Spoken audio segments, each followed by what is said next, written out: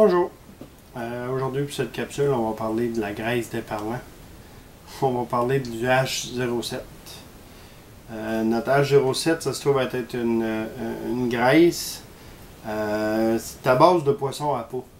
On l'appelle le H07. Vous allez voir ça en magasin. Là. Ça fait un bout de temps qu'il est sorti. C'est le H07 de Moldem. C'est ni plus ni moins une graisse. Et puis, on a un petit pinceau qui vient avec. C'est en format de 30 ml. Il y en a quand même pas mal. Et puis, ça, c'est biodégradable. C'est une graisse à base pas d'éperlant. On marque dessus une graisse à base d'éperlant, mais c'est une graisse à base de poisson à peau. Il y a plusieurs poissons à peau. Ça, c'est une graisse. Sur le marché, il y a plusieurs types d'attractifs, d'attractants. Il y a du liquide, il y en a un type en huile, puis il y en a un type en graisse. Si je vous dis le liquide, ok, on l'envoie sur notre leurre, on le lance. C'est mieux de le pêcher quand on arrive et qu'on voit sur le sonore, mettons, il y a du poisson à une telle place.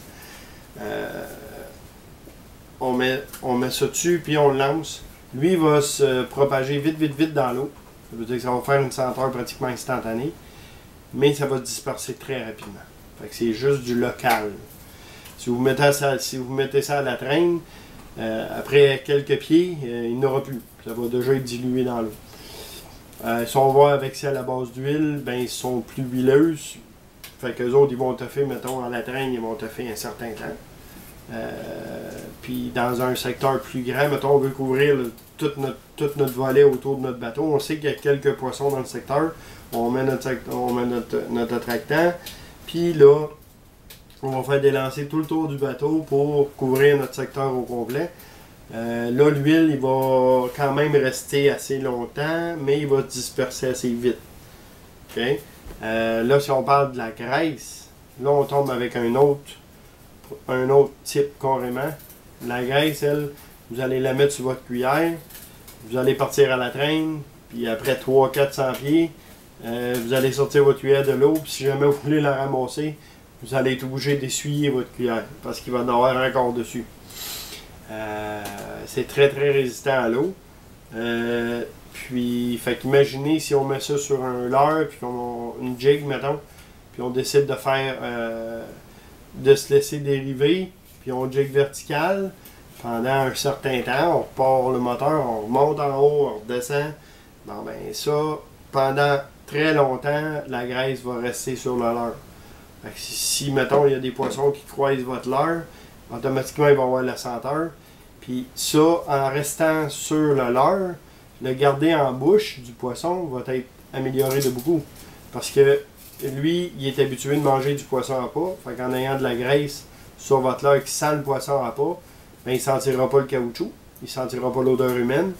Fait qu'il va le garder plus longtemps dans sa bouche. Fait que vous allez avoir plus de chances de pouvoir le ferrer. Qu'un autre poisson qui ça va rentrer dans sa bouche, va faire oh, c'est du rubber, il va le recracher. En ayant ça dessus, c'est pour le garder en bouche, il va le garder définitivement plus longtemps en bouche. Fait que vous allez avoir plus de chances de le ferrer.